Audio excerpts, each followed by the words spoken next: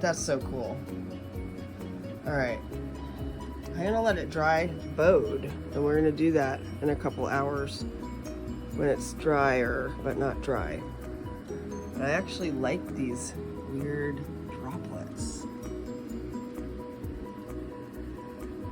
Do I like those, or do I want to brush those off? This experiment thing. Let's see. Do you see that? So cool. Do it again. I'm pushing down the sides. And alright, so it's drying. I love the shine of the metallic thread. Let's see if we flex it. See? See how the pads come?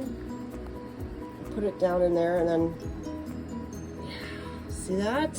That's what I'm thinking about. But I'm gonna let it sit for a couple hours, and I'm gonna come back, and I'm gonna let it sit for a couple hours, and I'm gonna come back, and I'm gonna totally screw it up. I'm gonna totally screw it up because I just can't help myself. And then if I'm blessed today, it's gonna do something fantastic and new and amazing and miraculous. And if I'm not blessed today, then it's not.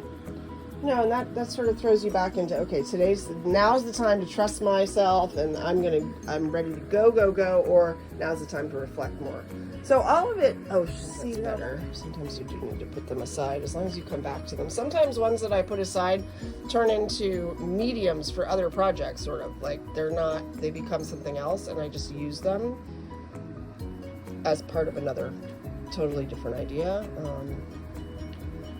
But I used to be terrible at finishing things, and I've started finishing things, and it's just so important. It's so important to finish things. You lose so much confidence when you don't finish things.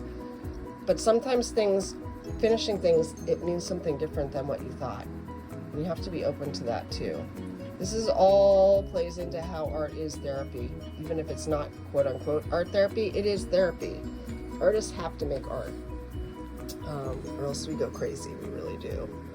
And to me, not trying to glorify myself as an artist, but just in general, I think artists are kind of the new priests. Now that we're lacking in spirituality and all of that, it's our path back to spirituality. It's the way I look at it. And that's why I just trust my mind to go on automatic sort of instinct with cutting things out, especially when I make collage. So here it is, drying. Hope I improved it. All those flimsy looking pieces of cutout are going to be much more solid now. And I didn't think I liked those little dewdrops before, but look, they kind of play into the crying girl. And she was my #1 cutout for this background photograph of the building, the crying girl.